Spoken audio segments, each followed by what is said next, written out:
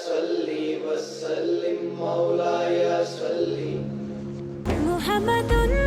और उनसे आयशा रज़ियल्लाहु तआला अन्हा ने कि नबी करीम सल्लल्लाहु अलैहि वसल्लम ने फरमाया, उस शख्स की मिसाल जो कुरान पढ़ता है और वो उसका हाफिज भी है, मुकर्रम और नेक लिखने वाले फरिश्तों जैसी है। और जो शख्स कुरान मजीद बार बार पढ़ता है फिर भी वो इसके लिए दुश्वार है तो उससे दुगना सवाब मिलेगा। सही बुखारी हदीस नंबर 49-37 बाब 65।